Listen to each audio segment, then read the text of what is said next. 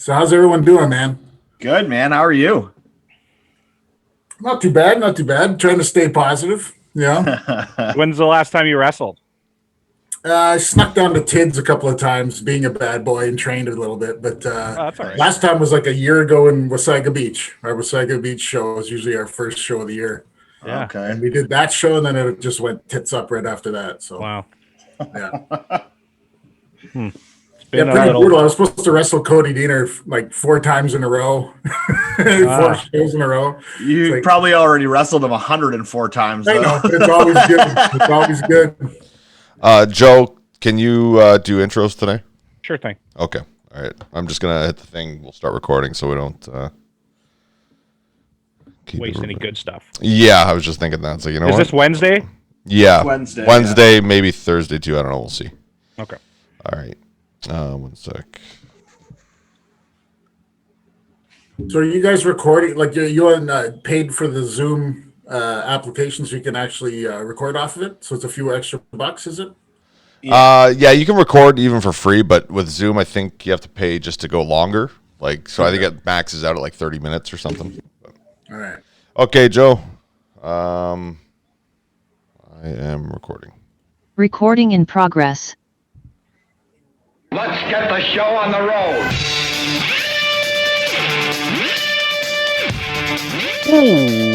Wednesday morning on Good Brother. Morning. That's 2 mornings. That's redundant. Doesn't matter. Because today you're joined by Joe Dog Callum. You got Easy Eric Kearney. I didn't say EZ because that makes him hot. We got Rex the Boot Atkins. And today we are joined by what a lot of people in Ontario say is one of the nicest and just coolest humans in Ontario and maybe in the world. We are proud to have Tornado here. Tornado, you're a great guy. We're happy to have you here today. The world. Yeah. The Yeah, entire, I popped at the world. That might the just be, entire world. maybe You guys it's are a just big show. yeah, maybe it's just my world. I know my buddy Jeff Black, he's like, oh, Tornado's like the best. He's so nice, so helpful. So he really puts you over. So He's maybe it's just my world, I guess. He's one of my favorite wrestlers of all time. In fact, I was one of the guys who got upset that he started losing weight. I'm like, no, Yeah, you and everyone else. Yeah, like, get healthy. He started to get healthy, and his draw and his pop left. yeah. When he does a crossbody through a guy sitting on a chair, it's impressive to get that much air when you're 325 or whatever. But to do you do it when you're 210 or whatever. It's like, yeah, I guess. You know what I mean? Has Like, never there's been something- 210. He's down pretty good. He came down pretty good. Cruiserweight Anyway, Jeff Black. it's true. He was doing head scissors and Hurricane Ranas. Well, maybe not Hurricane Rana, but head scissors anyway. So he was kicking butt when he. But I think everybody prefers him a little on the chunky side, right? Well, you know what? He's got that old school look that I love. He's got a great punch that I love, and Yeah. that's all you really need. Especially when the bleach blonde hair was going and it was long and shaggy. I love that. Yeah. Oh man, he's gonna. I hope he watches this episode. 'Cause he's gonna just be like over the moon. He loves Tornado, so that's. He's like, Well, those man, were he some always. good times. We were doing ring rentals from PWA at the time, and so it just made sense for some dudes to come along. Rex, I think you joined us a few times as well. Oh, And I for think sure, yeah. Easy E was supposed to be there a few times, but Yeah, I was there, I went but I out just- and injured my neck. Yeah.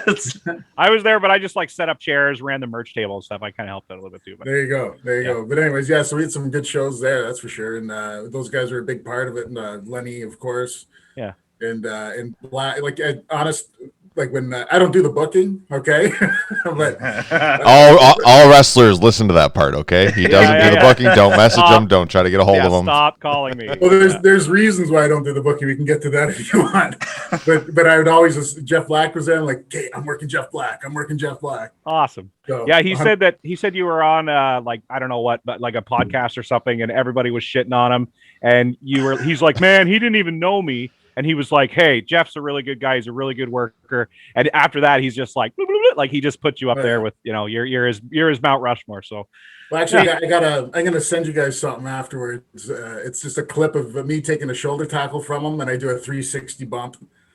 So that's the kind of stuff I could do with that guy, man. I just love it. You know, maybe I'm biased because he's my best friend or whatever, but like he is actually a really good wrestler. Like people He's shit great. on him, but he really is actually. Good. Oh, and he was Joe's he's one of just the like- few people I'll do hardcore with because I Yeah. trust him. Who shits on him, Joe? Come on, name names. Yeah, but I kind of want to hear that. Yeah. Who shit on him on this podcast?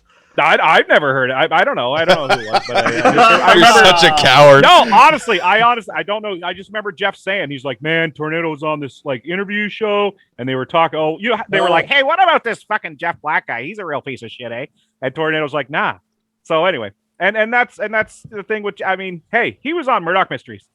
Yeah, no, There you go. we heard about it. I would mention that daily if that was me, but He anyway. mentioned it he wasn't even allowed to take the mic at PWA, and he still did and mentioned it. He was on Murdoch Mystery. But he's a worker, right? That's what we do. You grab the mic, you go, hey, there wouldn't be a Murdoch Mysteries if it wasn't for me. Right? Yeah, exactly. You make some 8x10s with like the logo in the corner, the Murdoch Mystery Yeah. logo. Anyway, Yeah, anything to put yourself over and sell merch. I get it. I'm on his side. yeah. Yeah, you know what? I was thinking about that too. I want to get so old into this business that I have that young picture of me, and then that's what goes on the posters. And then when they come and see me, I'm like, oh. Not that I'm already not like that, but That's very common practice on posters. Is you don't put Jake the Snake current. You put yeah. yeah, that's Take a true. steak. Why not? I don't understand. yeah.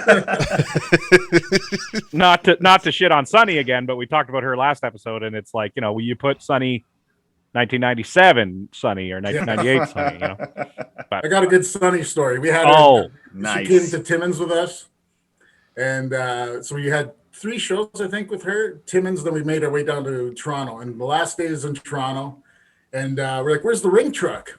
Right? We couldn't find the ring truck. Like, what happened? Okay, I don't know. Where's Sunny? I don't know. Oh my goodness. Sonny got drunk and stole our ring truck. what? Yeah, and was somewhere in Toronto. I had no idea where she was. And she phoned.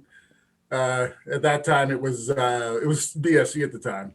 What? But She yeah, did that yeah. just for a rib, or why did she do that? No, she was trying to find booze or something. I don't know what the hell she was doing. What? Yeah. That's amazing. She's like, I'm not paying for a cab. I'm taking Yeah. this fucking U-Haul. She stole- Oh, that's she stole amazing. the ring truck. Could So you imagine being at the liquor store and Sonny rolls up in a U-Haul and gets out? Like, I know you want me. And she's like, grinding gears and shit. That's odd. That is awesome. So, and Yeah. also those are like 2 really essential parts of the show, like your name and and your the ring. truck. In your ring, yeah.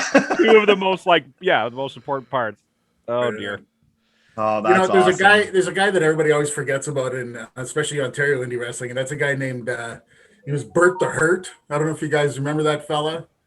Jason Brown. He is actually the dude who started BSE wrestling. Like everybody Oh. thinks of Fuego or thinks everybody else, but Yeah. this dude loved pro wrestling, and he's the guy who started the whole thing. And then out of BSE comes us and Smash and Superkick and other guys. You know what I mean? So it came from that one dude, and it was his kind of vision. I think, anyways, in my own opinion, he was the man who started BSE wrestling. Yeah, I don't think I ever met. I don't think I ever met him because I think even by the time I was working those shows in Timmins and stuff, it was Rock Solid. So I missed that whole BSC era. But yeah, I don't think I've ever met him. Eric, have you? No. No, he eh? wasn't. He stuck around that. He trained actually. I think if you look at Edge's book, he's in that picture of everybody training with like Joe Legend and all those guys. Oh, okay. I actually thought it was Fuego. No, he's part of it, of course. He's a Yeah. huge part of it. But yeah, no, this guy, Bert the Hurt was his nickname, and yeah, he's cat's ass. If I have a hat on, I take it off to him. He never gets any shout outs. I wanted to say that. Yeah, and BSC was a cool idea too, because it's kind of like sometimes when you're trying to sell, tickets to your buddies or whatever, they're like, I'm not really into wrestling, and you're like, are you into music? Because there's also going to be music. There's going to be bands and stuff. So Yeah, it was an it's a- interesting concept, and it was fun for quite a while, and they seem to have things together, but like everything, it runs its course, right? I'll always remember working for Scott and for BSE when we were at this place called the Chichero Club, and we'd do shows in front of 1,000 people every month. Like it was 1,000 people. It was crazy. Yeah. And then by the time that whole run was over, we were at like fucking Casey's down the street wrestling in a restaurant and like touching the ceiling with my hand going, what the hell happened to 1,000 people? How the hell? So everything kind of runs its course, man. That's nature. Yeah, I wish I was around for those days. Reggie Marley used to tell me stories all the time about him going to London and wrestling in front of like 2,000 people. Wow. Yeah. I'm just like, I never experienced any of that. Like you go to an indie show now and it's maybe 100 people that are there. It's craziness. Well, back then too, everybody worked together. So we'd go to, there's a guy in Ottawa. What the hell's his name? He did believe it or not, a Double J ripoff. I think his name was Dave Dalton, Double D. Oh, Dave I Dalton. know that guy. Yeah. Okay, There you go. So he was in Ottawa, and so we'd work down there sometimes for him, and sometimes the name would come, right? And we'd do the name, would go from Ottawa all the way and then end like in wherever the hell we were ending. And on the Sunday, it might have been Niagara Falls, or it might have been Hardcore Wrestling was around back then. They used to bring in names. So we were busy all the time. I'd wrestle Thursday, Friday, Saturday, Sunday quite a few times at the beginning of like when Ontario was kind of at that beginning stage of everything getting cool again. You know what I mean? Because when I first started, it wasn't very cool. There's lots of big dudes who didn't do much, and it was run by like freaking biker gangs and stuff. It was a whole different thing, So getting into like when guys started, when Scott was more prominent doing his thing, there was Hardcore, which was a load of fun. There's this guy, Steve Ocean, used to run in the Toronto area. I want to say Canadian Wrestling Alliance or something like that. He used to do shows at Medieval Times. Like Wow. Yeah. So like these class act, like guys really worked hard putting these shows on back then. It was a real treat. Oh, that would be wicked. Yeah. That doesn't exist today. Now everybody hates each other. Yeah, nobody gets along at all in wrestling. Like every promoter hates the other guy. Like there's 23 promoters in Hamilton. I know there's so many. Every city is saturated. It's crazy. Yeah, instead of working together, you always have the one guy who wants to take over, right? Instead of working with somebody. Like if there's even anybody in any town, even where I've been in a town, when Rock Solid's been in a town and somebody says, hey, you know what, I live here, I'm going to start my own gimmick. And I'm like, yeah, that's fine. And I'll walk away. I'm not going to be the asshole, who's going to try and take it over because, I've been here. But because that guy knows the neighborhood. It's his neighborhood, right? And hopefully it gives some of our guys some residual bookings. But in the meantime, I'm never going to step on anybody's toes, even though I've had it done to me a few times. But, Oh, my God. You know what that reminds me of? There was an imposter tornado, was there not, recently in Sudbury? Really? There was. Yeah, you're right. No, really? Yeah. That's awesome. Yeah. That's how you know you made it. Yeah. If you're a musician, Weird Al covers one of your songs. If you're That's a right. wrestler, there's a fake you. That's I heard pretty about awesome. that. I don't know if he looked like me or what. I don't know what the hell happened, but that's what I heard, the way I heard it was Danny Duggan, I'm pretty sure, had his show coming through because he was trying to do like all across Canada, right? He just was booking his way all across the country. You know what? I think he still is. I think I'll guarantee you'll see him back as soon as he's able to. You got to take your hat off to that dude, man. Like, who can do that? I know Frank does that, but holy shit. Yeah, but I don't know how Danny does it the way he does it because his are like he's relying on the gates and stuff. He's not selling a lot of shows, so I'm not sure. He's like But, literally going across the country and like I don't know where he gets the money. Like because I know there's some shows that just don't draw, right? Like well, he's doing something though that I would never have the guts to do. So just for that alone, I say, good for you, man. I don't know what to say. Yeah, it's wild. I remember Thornton and I seen the poster, and I think Frank like reached out to you or something. Was like, do you have something to do? And you're like, no. And there was like return of El Tornado to his hometown or whatever on the poster, and he's not even on the show. Wow. Awesome. Yeah, it's amazing. That's awesome. Well, unfortunately for him, you saw how big of a draw it was. I guess it didn't go so good. Drew flies. They're like, oh, Tornado's on this. Who's he working? And they're like, oh, Brock Lesnar. He's gonna be working. Gonna be working. Oh man, that was the thing. I don't know, how if you guys remember, there was. Oh boy, his name was Hillbilly Willie. He was a wrestler from Toronto. No joke. And this dude used to sell, and this is why, like, especially down my end, when I started promoting, a lot of the universities and colleges say, like, no, we're not interested because this is what happened. And so they told me the story. So this dude would come down with a really nice press package, and he looked like a wrestler. He's a big fat fucker, and he looked like he wore, like, you know, he looked like, yeah, I'm a hillbilly. I believe you. You know, of course you are. So he would go in and make these sales pitches, and he had like this is back, you know, close to the end of the Attitude Era. So he had like D'Lo Brown was on his poster. He had the Godfather, like all these people who are working for the Fed, right? Yeah. And he's just like, oh yeah, and he'd get the down payment for the show and then never come back. Right. And this dude, he used to do this all the time. And then, so then when we started running, a couple of people said, oh no, last time I did wrestling, you know, bad tape. But yeah, people used to do that, put like freaking guys on their posters, make some money. And then, oh, sorry, they weren't able to show up, you know. I tried remember to find- helping Eddie. Sorry. I remember helping Eddie Osborne promote shows in Cambridge and Kitchener. And there was a bunch of places I got the same response because of Ike Shaw. Which Yeah, is well, that's burning like, towns. Yeah, I he tried to came find a up with that. picture of Hillbilly Willie but all that came up was Cody's Diener.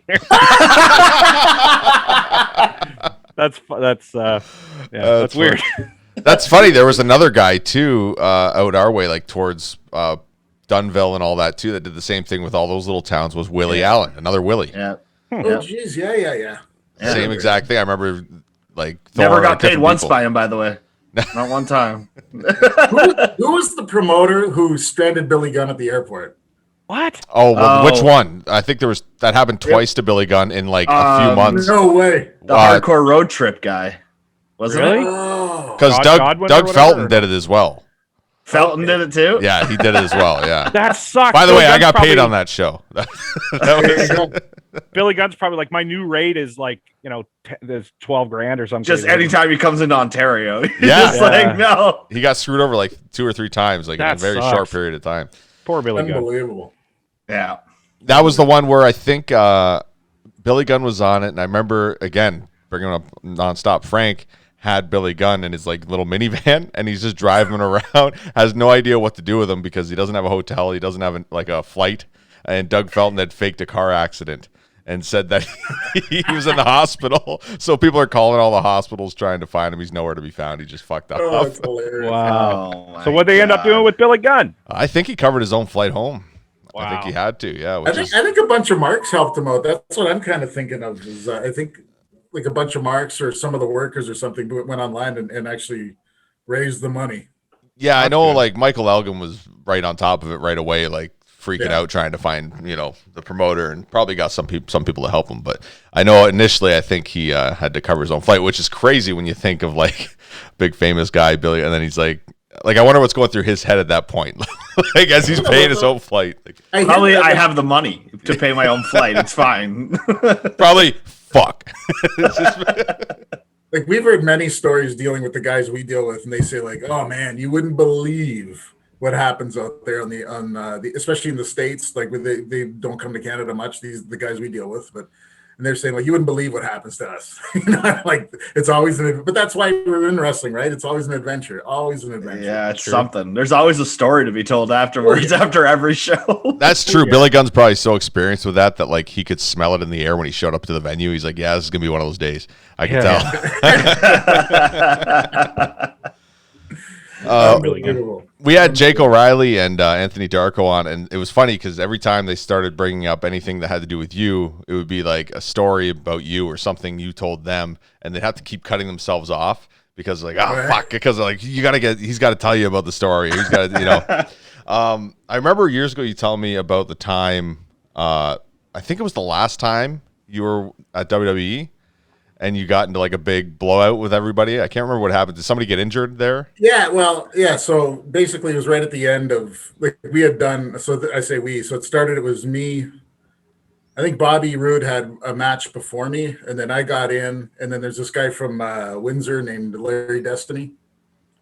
And then so we used to go and do all the darks. And then Tyson got in. So then we'd all go. And then right at the tail end of mine was Jeremy. So Showtime would get in there.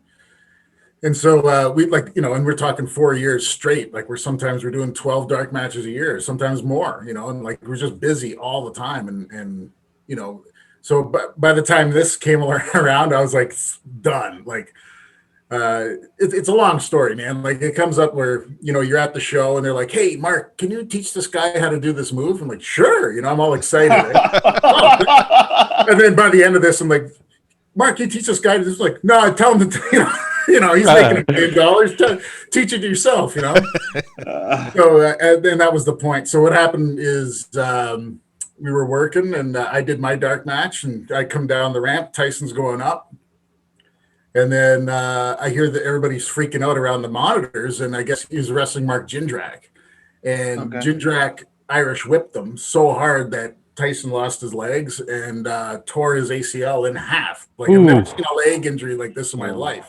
Fuck. And so I didn't really have a blowout. I think I had a suck attack, if anything, because I just got I lost it. So they bring him back.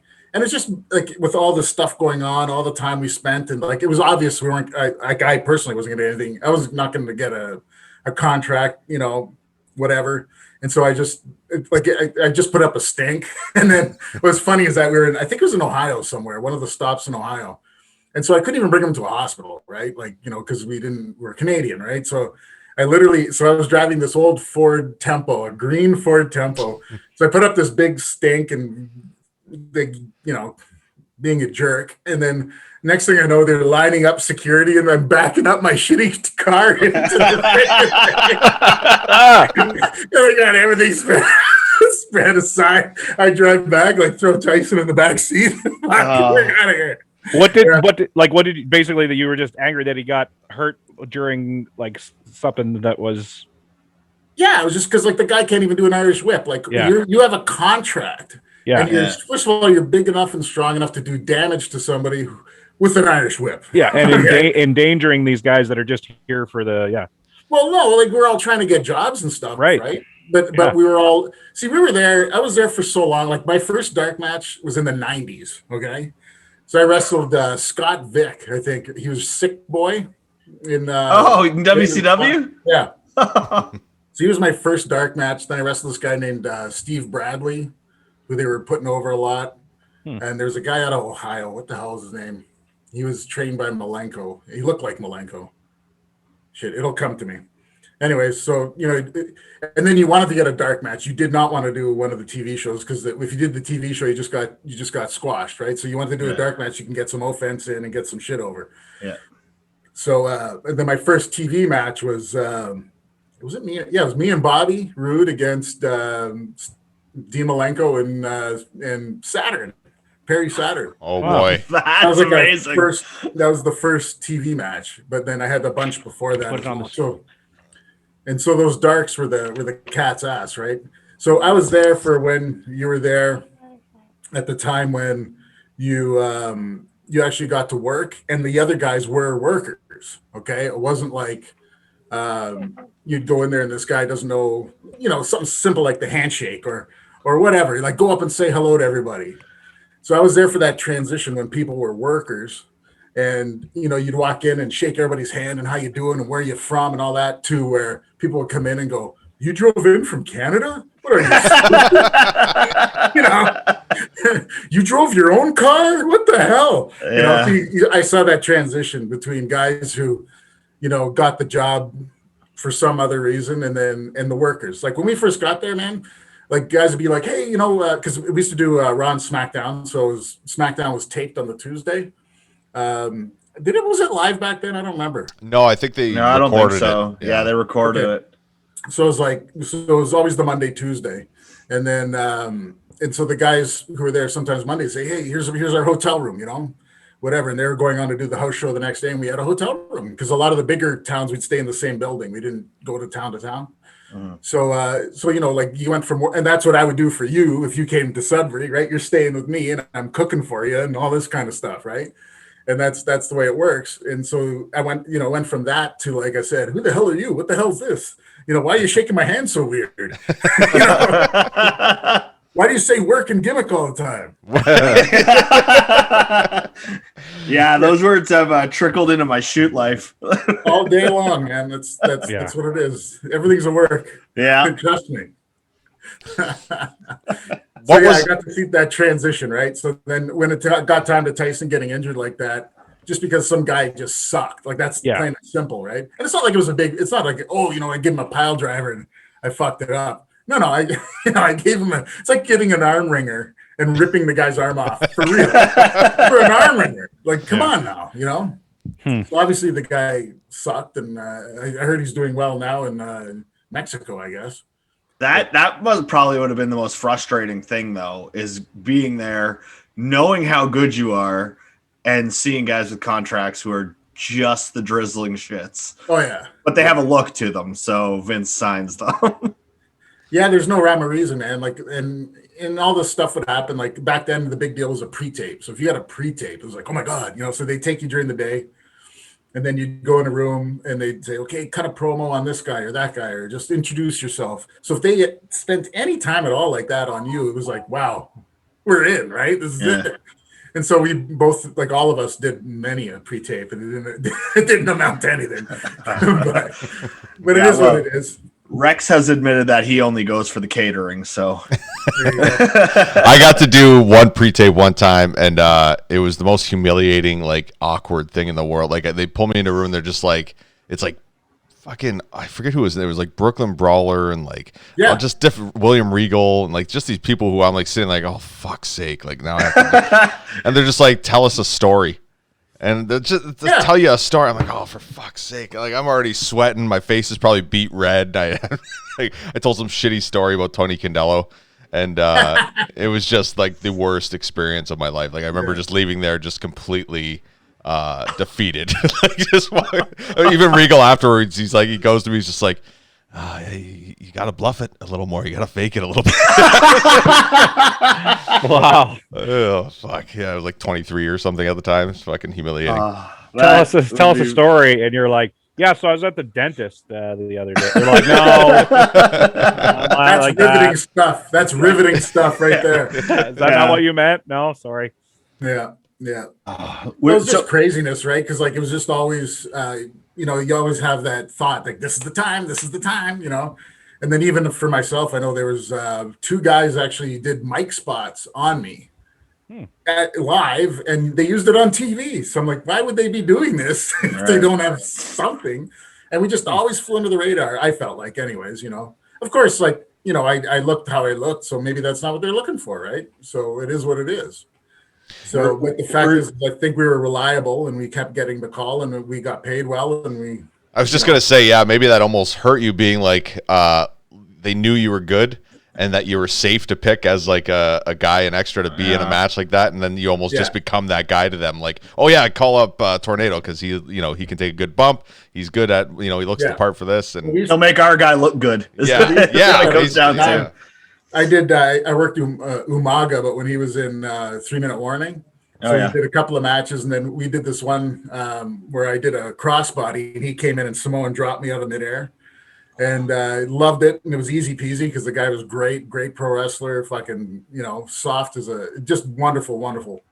And then I'd come to the building 2 weeks later, and he's like, "Hey, you come here, show this guy how to do this," or And like I said at the beginning, you're like, "Yes, sir," this is great, And then at the end, I'm like, "Fuck."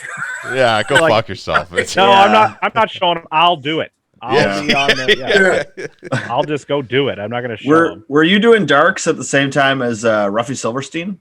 Was it the same? Yeah, well, he did a few while we were doing. I did them before him and after him. Yeah, and after him. Yeah, I couldn't remember what his timeline was, but I thought it was around there. We did one or two. We did a fight scene with the APA. Did he ever tell you that story?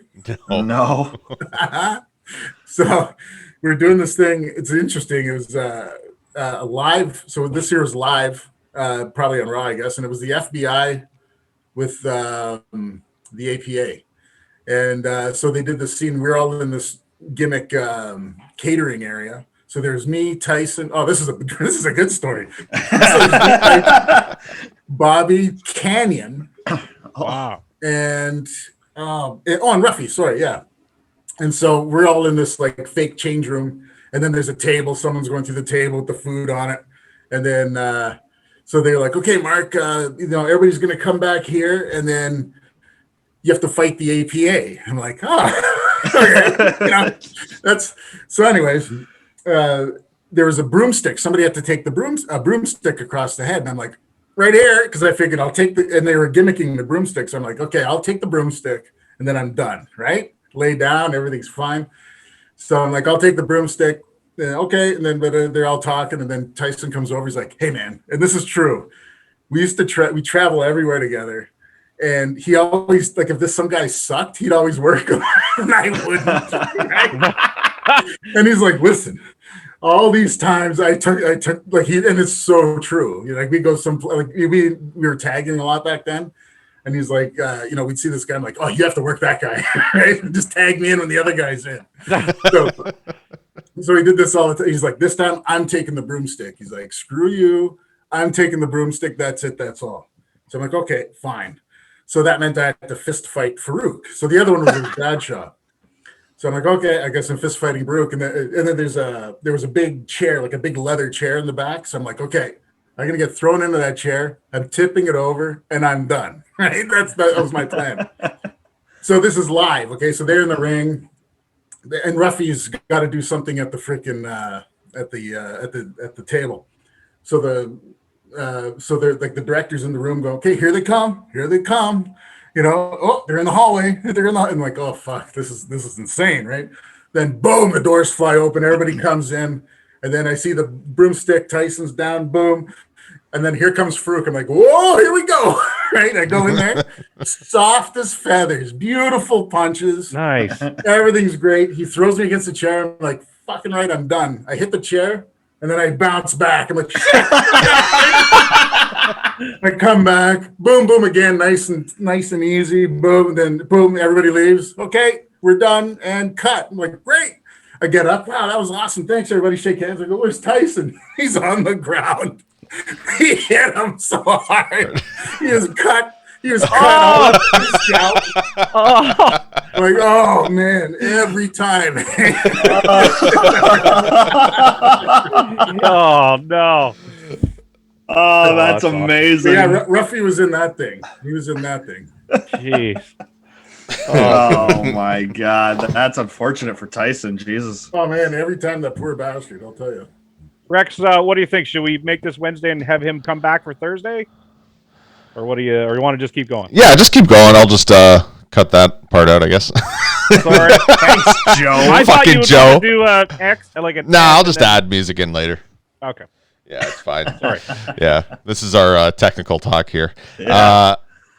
That is an awesome story. Also, That's- Eric, did you see Joe just being a great dad in the background? Giving I his son the noticed, fist but I was bump listening and- to the story. But What was he showing you? He drew a really nice picture of the beach. I don't know if you saw the video the other day. We've been going to the beach a little bit here in Goddard. Goddard has a really Did he make you a beautiful whale in the beach. water? Wow. Are you loud on the beach? Yeah, I think as long as there are some, things you can't have a big group of 25 people all playing volleyball and doing stuff, but you can have small groups and space out, I guess. So, yeah. Yeah, right on. No. And this first year in Goddard said they are doing pay parking. So you got to get a pass or whatever. This is for the last, 800 years or whatever. It's always just been free. So we get a lot of people that come from Toronto or from wherever to our beach because first of all, it's open and second of all, it's free. So they're like, sweet, let's go check out. Let's just go to this beach and save ourselves a couple $100, parking for the day or whatever. So yeah.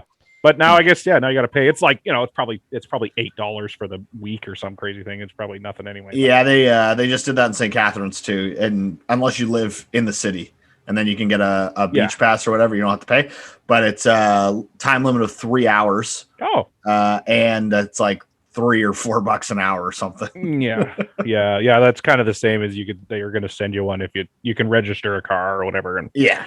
So yeah. And I think it's funny because you can still get a pass even if you don't live in town. Like you just sign up. It's $25 or whatever for a. Oh, that's weird. No, you gotta have gotta have an address in St. Catharines. So people are like, well, that's still cheaper than parking at the beach in Toronto for the day or whatever. So yeah. But anyway. So that's what he drew. He drew me a nice picture of the beach. O'Reilly messaged me, and he had a few things, like a list of things to Yes. ask Tornado about. Jackpot some of them- questions. that's just- Can I put him over real quick? Him well, and okay, Dark? so hold on before you do that. His list was to talk about slapping test, training Maven, Eddie Guerrero, and how awesome Jake O'Reilly is. Yeah, that's right. see, I do remember he mentioned slapping tests. He said, "Ask you about that." Yeah. He trained Maven, and what was the Eddie? It just says Eddie Guerrero. That's all it said. That's all that one said, yeah. Oh, But yeah, he also wants you to talk about how great he is. So we got to He's know. Go for awesome. That dude, Jake O'Reilly is like I'll always remember. Showtime trained him, and then when first of all, I don't know if you knew this, but I met him when he was a kid, and I signed an autograph for him at a wrestling show. Wow. And, Oh, he seems so much older than that. Yeah. I just looked that much younger. There it is. There it is. Yeah, I met him when he was in like grade whatever 8 or 9 or something, and then I met him again, and he was with Steve. He was with Crazy Steve, and they were just Oh. fans. And then they're like, "Oh, we want to get into wrestling. We were gonna go here." And I'm like, "Don't go there." You know, there's this guy Eric Young. He's got the place. Go there. Go there. So they went. But yeah, I actually met them when they were kids, and then. But he's a stand-up guy, man. I'll tell you, there's nobody better. There's nobody better than Jake O'Reilly.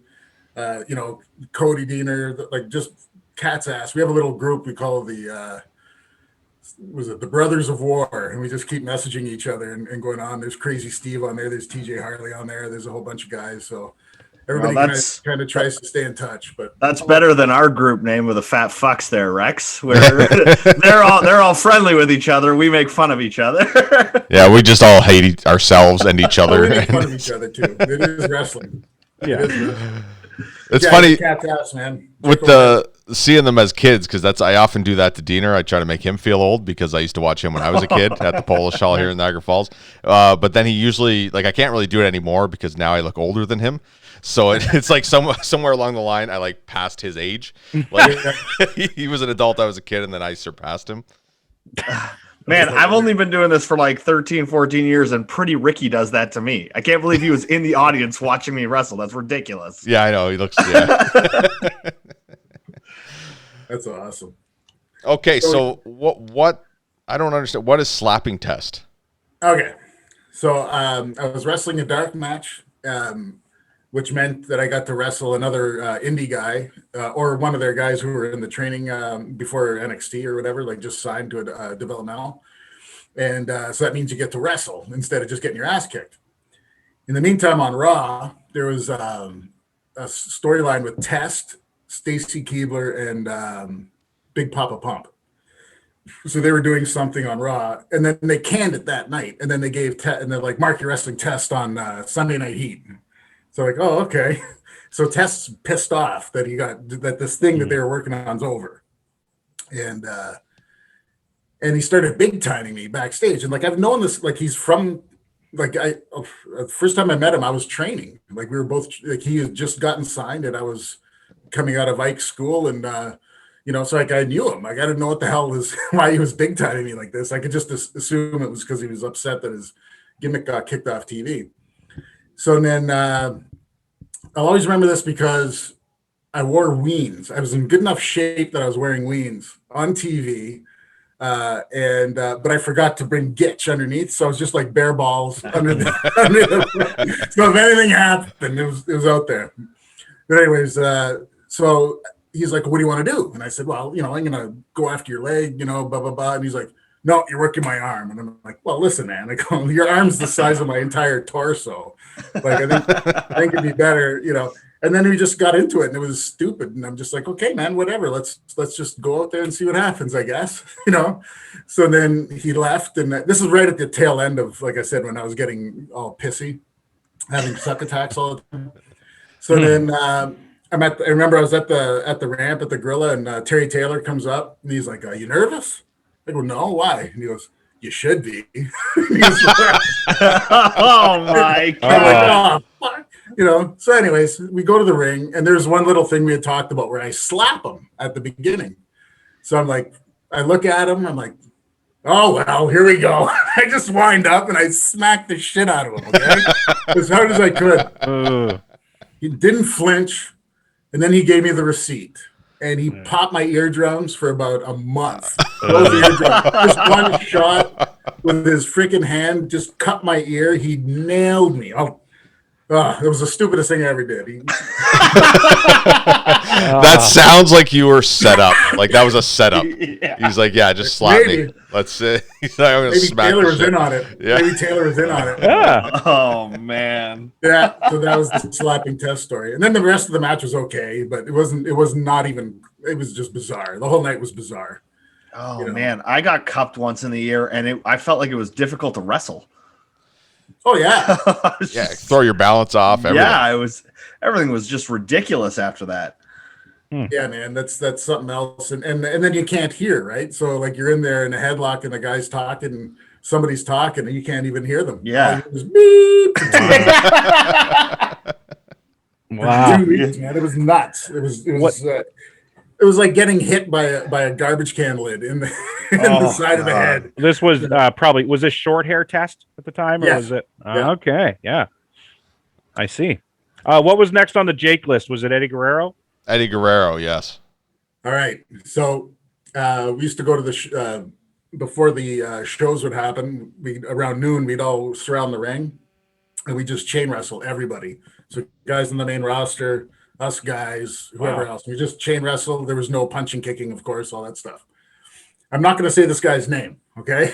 So Jake's Well, it's probably Eddie gonna get Guerrero. hot. We already know it's Eddie. Oh no, this Oh. this is different. Oh, okay. So I'm in there with somebody, doing my thing, whatever. So then this other dude tags in, who's on the main roster, and we're tussling around doing our thing, just chain wrestling back and forth. And then he starts. I could feel that he's getting hot and he's getting excited and everything. And then he puts me in a side cravat and cranks it right as hard as possible. And he's like, I can hear him going, reverse this. Then he lets me go. He goes, okay, get out of the ring. You don't know how to reverse these holds. Get out of the ring. You're this, you're that. And I'm like, no. I go, come here. I'm going to put you in the cravat, right? And then you reverse it. And, and then we started going at it. And then Eddie Guerrero came in to the ring and he's like, hey, man, Mark's right. He's like, you guys. He's like, and then they went at it like verbally. And then apparently weeks later, they actually went at it physically backstage. Oh my god. There was no like I was in this position, like I said, where you're like, I've been doing this forever, and you're not going to tell, like, I'm giving you my head, right? And then you decide to clamp it on legit, and then you're telling me to reverse it, right? So I'm like, you come here, man, I'll do it to you. Let's see how you reverse it, right? I just thought it was only fair. And then when we were arguing, Guerrero came in and took my side. So Good for Eddie. Yeah, I mean, a cravat is man. to reverse a cravat, even in a match where you're working with each other, it's kind of a hokey looking thing, anyways. I would never do it. Yeah, it looks silly. Like you shouldn't be able to. But yeah, if and I somebody's feel that cranking way on about a you, lot of holds that like when you're in them. That's why when I help guys out and I say, like, if you're working leg or something, put them in a hold where they can get out of. You know what I mean? Don't wrap them up in something like some knee bar thing where they're dead center of the ring, and it's just like, oh my god, because then it just makes your hold look foolish, and like at least put something on where you can feed your head to the guy. He can grab you or get out, or that makes sense. Did everybody think of the figure four when you said don't put him in a leg? Yeah. So that's the Eddie Guerrero story. Wow. I wanted Bill to come on here because I'm always like, I forget everything. You got to tell me. I forget everything. I need you there to say, hey, what about this? What about this? Did he have on the list why he's the booker for Rock Solid Wrestling? Oh, it's out there, people. It's out there. Call Jake O'Reilly. Professional wrestlers, Jake O'Reilly on Facebook. You can find him facebook.com/Jake O'Reilly. Get yourself a spot on Rock Solid. Oh man. You played in Ronnie Hawkins' band? Yeah. So my first stupid career was musician. So from like age 16 on, just played in bars, played in tons of bands, usually like blues music. Back then there was like, we had this really good guitar player. So we just toured everywhere. So that's why I like sitting home for this flu business It's like the first time in almost 30 years I've never been traveling something for somewhere, you know. But yeah, music was my first love. And then, so at age 16, just like I said, played, went on the road, toured, recorded, did all that stuff. And then ended up in Ronnie Hawkins' band for about an 8-month little stint where we were supposed to do like something big, but it fell through. And then I came back home and got into wrestling. And did you stop playing music at that point altogether? No, I still play. Yeah. Oh, yeah. Oh, yeah. So now you, say it. you did music and wrestling. Your life is a more successful version of Chris Thorne. Essentially. You're such a You know, jerk. I always tell people, I just say I'm a Kmart Chris Jericho. Is what I, What does that make Thorne then? Wish, maybe, or something. Thrift store. Thrift store. Yeah. that's awesome. No, but I love Chris Thorne. He's great. Yard sale Thorne. Yard sale. Yard sale Thorne. He's Wait, awesome, man. Was He's a Thorne great the guy. tornado impersonator in Sarnia? Is that who? No, Oh, no. okay. Thorne wouldn't drive to Sarnia. Okay, there we go. Yeah, he would do no, the I think- smaller town off the highway from there. I or think there's something. a native reserve out there. I'm sure he'd go. Then he can continue to try it. To No, what? Frank's a great guy, man. He always used to fill in the spots with these shows. And when we were always, like when I said when we were doing, Thursdays and on, and then you'd always have Thorne to throw something in on a Wednesday. You go there, Yeah. nobody's there. But man, his production is through the roof. It's Oh, yeah. Production's there. unbelievable. Yeah, production's great on everything he does. It's true. He's It, always does, been- it always does look good. He's always been great to me, and I got nothing but respect for him, man. 100%. He's Yeah, a he's great guy. We were happy to have him on too. He's a great guy. I'm- He Very kept Rex living for a while because he Oh. paid him to go on tour. Oh, I thought you meant alive. Yeah, no, yeah. He gave me medicine and He gave nursed you me back to plasma. health. He gave you plasma and bone marrow and shit. I was like, how did he? He's the perfect match. That's why I aged so quickly. Was 'cause I had Yeah, Chris Thorne Thorne. blood running through my veins. There you go. They're Okay. gonna give you some tornado blood. You get younger for sure, man. Yeah. yeah, I know. It's not fair. I see you how many years you've been wrestling, and then I be on a show with you and see the way you're moving around and selling stuff, and it's like I can't move like that now, and I'm like 30 years old at the time. You know, and I just to me wrestling was always like when I was younger. I played like I was a football player, and I was a goalie, so I played hockey and football all the way up through past high school. And then after high school, I'm just like, what am I going to do, right? And I always played in bands, and so I put everything into the band. But then after the band failed, I was just like, you know what?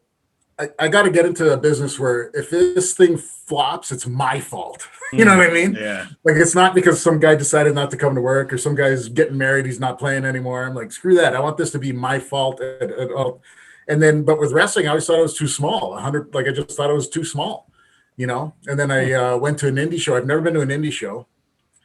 Here's a good trivia though. I've never been to a WWE show. I've never been on. How's that? Oh, wow. Never went to a live event in my life unless I was on the show. Huh. But yeah, There I you went to an indie show, and I met Tyson and I met Scott D'Amore, and then and I was taller than both of them, so they're like, yeah, you got to come down and train. So yeah, that's that's kind of how the whole wrestling thing started. But I watched so much, I loved it so much that I trained in 2 months, and that was it. I was on the road, done.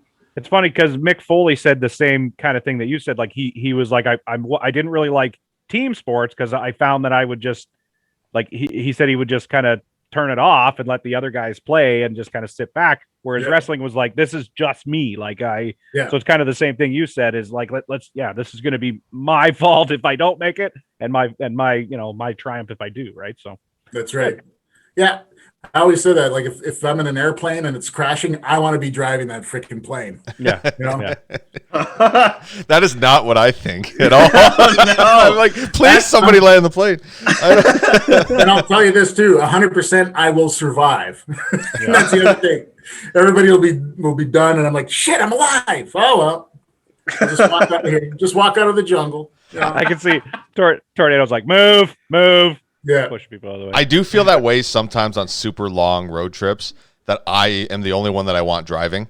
Because I just like I can't yeah. sleep with someone else a lot of Yeah. times if I don't trust them, and it's like I'll be falling asleep at the wheel and still be like, no, because I think you're gonna fall asleep and will kill us. Meanwhile, I'm Yeah. the one going off the road.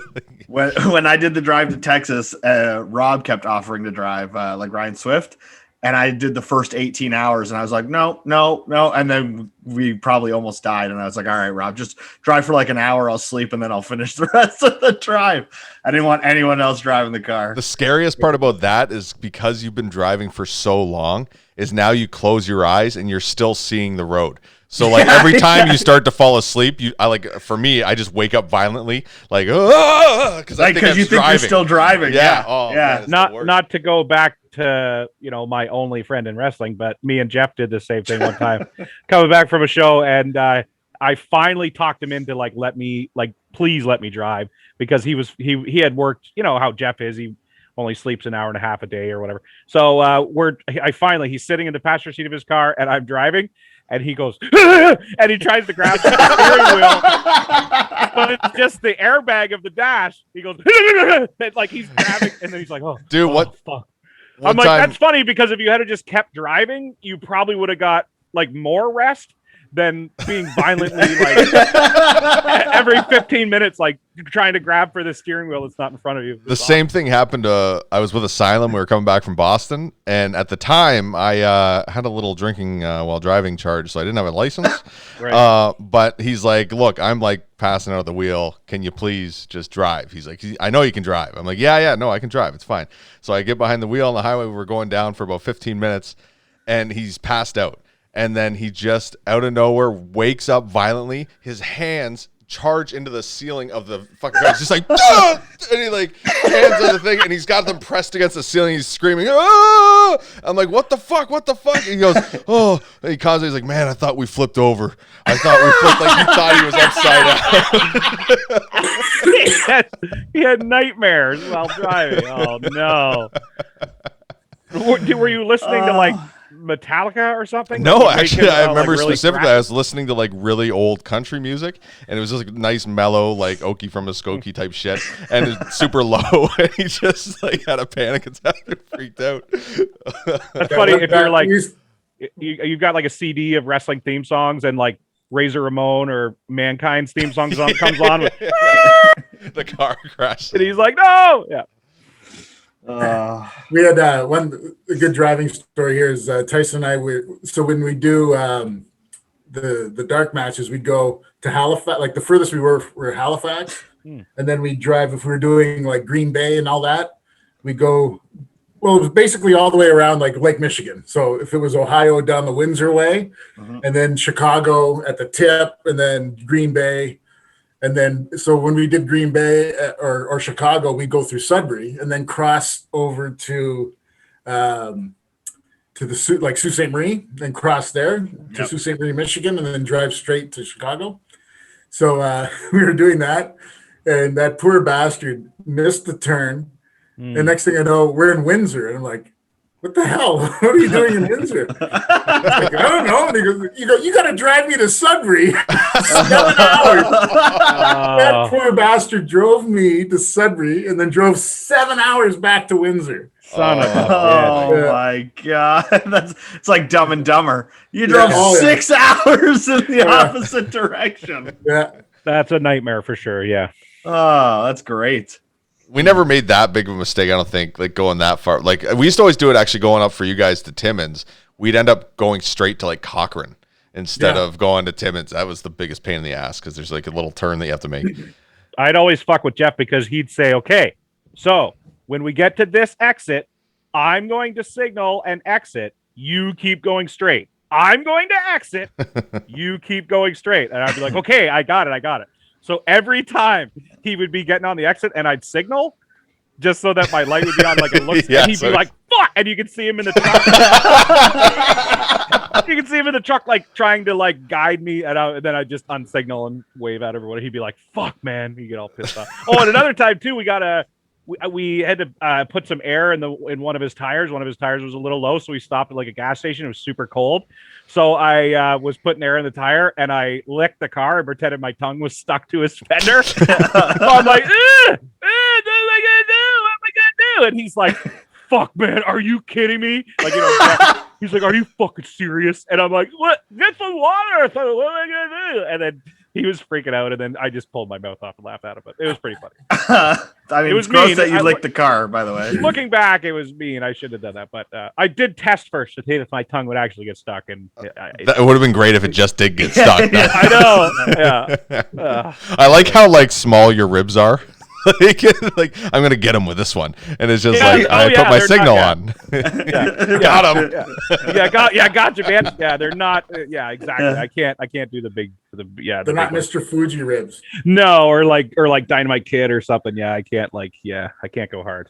I like the little ones that are like only very tiny, slightly inconvenient, but not really Yeah. all that much. Yeah. Yeah. It's like I turned your four ways on. That's pretty much Oh. Yeah. what. Oh. Yeah. I think What? who froze? I froze. I thought you froze, yeah. I think I froze. I think you were frozen. It was Uh-oh. probably me. Fuck's sakes. It's probably me. The Godrich Wi-Fi. Tornado, are you gonna before we came on, we were talking about how you run Wasaga Beach all the time. Is that what's gonna be, assuming things open up enough, you're gonna try and run Wasaga this summer? Well, actually, we've done one show on the beach. So we only did that one time where we set the ring up right on the beach. But we run there. They have a thing in the wintertime, like February, we run. And I just call it like a season because we usually take the winter off. Okay. Because most of our towns, because we don't do a house show, right? We do a different town each time. And I think our last year running, we did, I believe, 18 shows that year, which is pretty good. We have a couple of return dates. We usually do Sudbury twice. We do Timmins twice. We do Collingwood's a big one. Mhm. And then Angus. And then other than that, they're just one shots after that. Right. So, but usually that Wasaga Beach is like, winter is kind of over, and that's our first show. And then after that, it's like bang, bang, bang. We're really busy all spring, and then we have a little smattering in the summer, and then we're real busy all fall. And then so spring and fall have been our total, like our big time busy times. Did you hear that Wasaga Beach had a not very popular Sean Desmond concert? One I heard. Yeah, one Canada Day. They were And as you really can tell, I'm a huge fan. of Sean Desmond. Yeah. I could just picture the guy who like realizes that there's only 10 people there, and he's like, "All right, everybody, get on your fucking feet. Let's hear it for Sean fucking Desmond." And then he just leaves, gets in his car, drives away. He hops in the car with Doug Felton, and they take off. Yeah, it was like, you know him from songs like "Check Check" and "Check Check" or whatever the fuck I don't know. He's always like, "Eh, eh." It'd be great too if they had like a great budget and they're like, all right, it's down to this. Wasaga Yeah. Beach, we got Sean Desmond and we got Tragically Hip. What are we doing? Yeah, we're going roll the dice. Yeah. John Desmond, man, all day long. Yeah. So anyway, you have definitely outsold Sean Desmond at least. So there you go. That's good. Yeah, you That's drew good. you drew a bigger house than Desmond. So yeah. I'm trying, Sean Desmond. Maybe this is an angle we can run. Yeah. He could be a special guest ref or something. Yeah. That's right. That's right. Oh, Actually, didn't goodness. you guys have not Sean Desmond, but you guys had somebody famous last couple of years. He was filming a show. Who was it? That where was it? I remember seeing the pictures of like I think O'Reilly and stuff doing stuff with him. He was on a TV Rick show. Mercer? No, I don't know who. Oh, you're thinking about, I think Bill was doing a show in North Bay. That was not us. We Oh, used to okay. run North Bay. We used to run North Bay, but like I said, when somebody who lives there decides to start their own, I walk away and let them have it. So I don't know the name of the That's thing. very nice of you. Oh, well. That is very good. Yeah. But what the hell? That Jerry O'Connell. Jerry O'Connell. That's what it was. Oh, okay, Yeah. Okay, so all right, wrong story. You don't know who what happened. I got the wrong thing. I just figured that was But- rock solid. Let's But get Rock back to Solid Sean has, Desmond.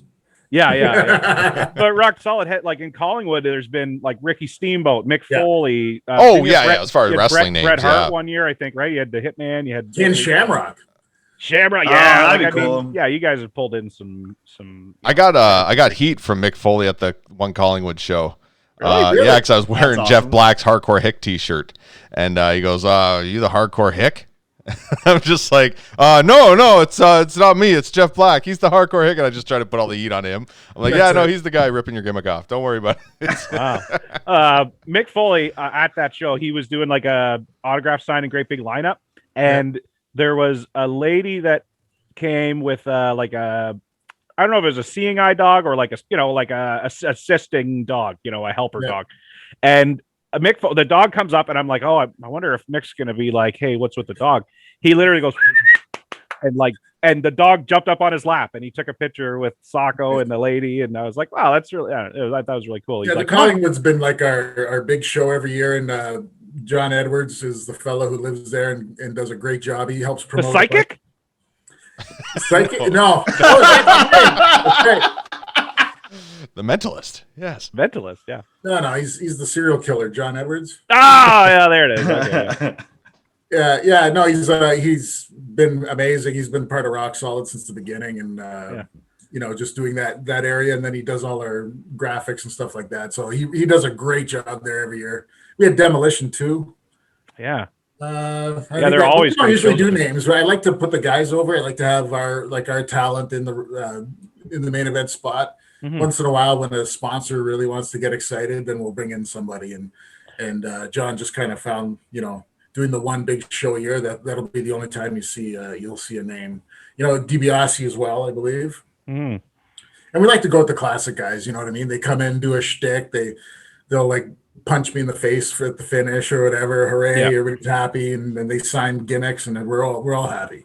Yeah, You know, for sure. real class acts. So every single one of them, like Ricky Steamboat was I wanted to keep him. I'm like, can I keep him? Can I keep him? You're like, just live here. Oh my God, he was so. I'm like, I'll feed you. You know, I got a nice house, whatever. But what a class act. Ken Shamrock too. What a class act, man. Amazing. Yeah, some know. of the guys, like even that one with Mick Foley, I know that one. He was awesome. Like I think he donated like half his merch money or something that's to right. the charity. Like it was super It was cool. Special Olympics. The whole time I was like, God, I want to get him some better shoes. He just looks like he's Mick Foley. Like he lives the Mick Foley gimmick. Like, you know, you hear all these stories. You hear all these stories of like, well, I'm only here one night, so I'm just going to sleep in my car instead of like getting a hotel. Like I'm like, please let me buy you. Let me buy you a new pair of shoes and maybe some orthotics or something, because your knees, your back, and everything, like it's fucked from all these years of wrestling, and you've got like the oldest shoes I've ever seen. Please let me buy you some new shoes. So Yeah, you know what? The whole concept of Rock Solid was based around like the core group of guys that we, you know, Andrew Davis is another one. I love Andrew Davis. Fantastic wrestler, fantastic at everything he does. yeah, for sure. And then of course, you know, Darko, like it just goes like just that. We have that group of guys there that is just we're thick as thieves, right? And then and then we just fill in all the other spots. But the thing about Rock Solid, like I remember doing a BSC show, and there would be 35 guys in the back changing, right? And I'm like, what the hell's going on here? You know, 35 people on an indie show. So like and Rex, you've been in our change rooms, right? There's 12 guys. That's it. Yeah. Where there's 10 guys. That's it. Like everybody's there. We're all going to do the gimmick. And then there might be something at the end where we all get in. So I don't know. Even if there's a battle royal, it's like, no, you come out first and then go to the back and put a mask on. Yeah. Go out again. Like we don't have actually 40 people or whatever. Yeah. Yeah. But like those shows with I remember, you know, there was something about that. And a lot of indies are like that. I find there's like 20 or there's 15 matches or something, right? Like with us, it's 5 matches and we're done. Yeah, no, it's super old school. It's definitely quality over quantity. It's a solid, like Rock Solid's a great name for it because the crew is solid, and you can rely on everyone on that crew pretty much. Okay, I got to tell you why I'm not the booker. You ready for this? Yeah. So I've been hitting the head a lot, as you can imagine. So it just started slowly. So one time we're working, and I forget where the hell we were, but Pepper Parks comes into the place. I'm like, oh my God, Pepper! Holy shit, how you doing, man? It was so great to see him. Right, I hadn't seen him in a while. Jesus. I go, who you here with? He goes, Mark, I'm on the show. You booked me. And I looked down and have an envelope with his name on it. And I'm like, oh, no. Oh. Then for another worker, I'm not going to say his name, but we're working in a town, and Bill calls me, Jake O'Reilly calls me. He's like, hey, so-and-so, which I'm not going to say his name, wants to know if he can come to the show. I'm like, are you kidding me? I love that guy, right? That guy's awesome. I thought it was Scotty O'Shea, right?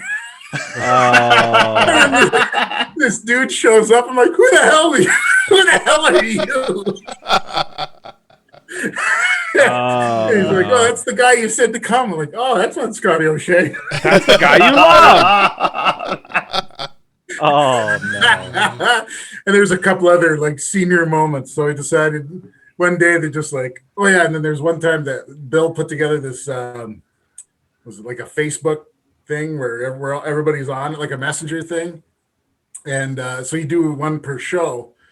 And then I didn't know what it was, right? So I'm like, hey, Tony, are you okay to do the show? And he's like, yep. And I'm like, who the hell's Tony? Right?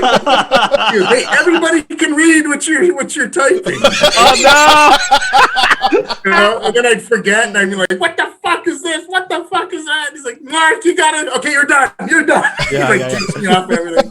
They just take the book from you, like, no, you're just gonna wrestle now. That's If you ever don't want to do it, just do that on purpose. Be like, you know. Yeah, no, it was. And thank God he took it over because he's got a good head for it, and everything was great. But it was really funny. There's quite a few moments there where I was like, I just freaking clue right out. I got so much going on, and Yeah. What's a Facebook?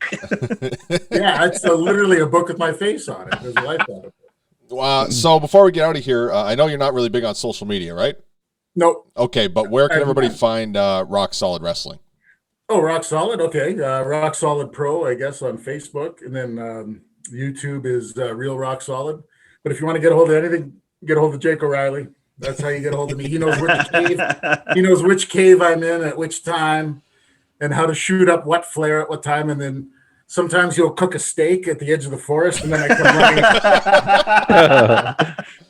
running out. Yeah, You, that's like, how ring we a managed to bell. get you for this because we had no idea how to contact you. We're just like, hey, can you let him know that we want to bring him in?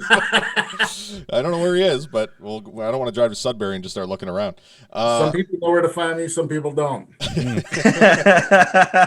Okay, buddy, thank you so much for being on. We really appreciate it. Hey, man. Yeah, it's a thanks, pleasure. man. Thank you so much. Let's get